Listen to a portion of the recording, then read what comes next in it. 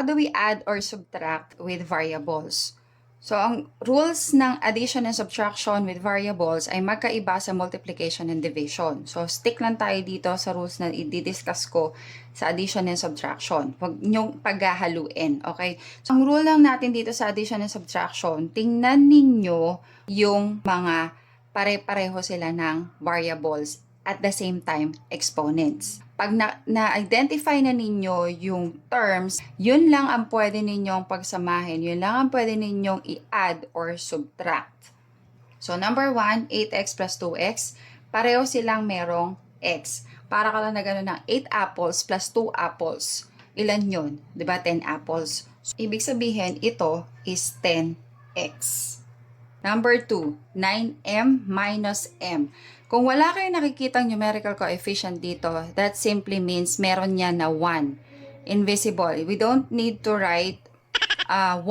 Pero kung may nakikita kayo na may 1 dyan, wala naman problema doon. Since pareho silang m and pareho silang na exponent is only 1, pwede mo silang i-subtract. So, 9m minus m or 1m is 8m. Kung nahihirapan, ang ano ko dyan is para ka nag-add apples. So, 9m or 9 apples minus an apple is 8 apples. So, 8m. For number 3, sabi ko sa inyo kanina, dapat pare-pareho sila ng variables at parehong-pareho sila ng variables and at the same time, exponents. So, dito, kung makikita ninyo, 4x plus 2x squared minus 3x, tatlong terms yan. Pero ito lang yung merong x squared. Ito ang pareho lang na ang exponent is only 1. So, ibig sabihin, ito lang ang pwede mong i-add or subtract. Kung ano yung sign niya bago dumating yung numerical coefficient, yun yung gagamitin mo na operational symbol. Okay, magkalinawan ha. So, ito, nilagyan ko ng box para makita ninyo kung alin lang ang pwede nating i-add or subtract. So, itong 2x squared, ang katabi niyang sign is positive. So, ang gagawin lang natin dyan, since wala naman siyang kapartner dyan, copy lang natin yan. 2x squared. Ayan. Unahin na natin to kasi ang exponents na ginagawa natin as much as possible is in descending order. So, yung pinakamalaki ang exponent, yun ang inuuna natin. Paliit. Paliit ng paliit. Okay, next. So, itong 4x tsaka itong 3x, pwede na nating pwede na nating i-add or subtract. Ang sign ng 3x na bago dumating yung numerical coefficient is negative. So, ibig sabihin, magsusubtract ka dyan. 4x minus 3x is 1x or simply x. Tapos na. Next, number 4.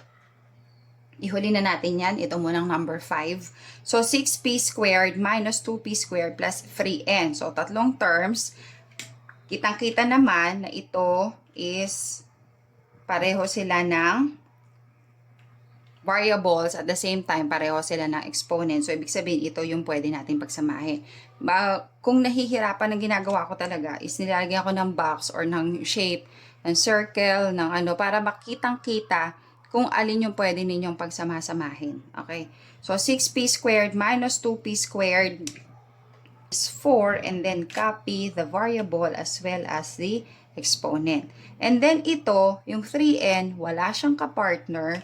So, ang gagawin mo lang is copy. So, i-apply natin yung mga ginawa natin dito sa number 4. X plus y. So, 2 terms yan. Tingnan ninyo kung meron ba silang common terms. Ito x, ito y. Magkaiba sila ng variable. So, ibig sabihin, hindi natin sila pwedeng i-add or subtract.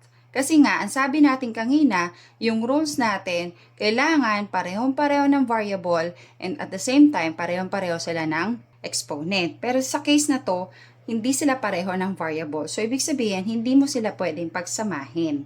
Hindi mo sila pwedeng i-add or subtract. So, ano yung magiging sagot? X plus y pa din. Ayan. So, there you have it. I hope you learned something. Thank you.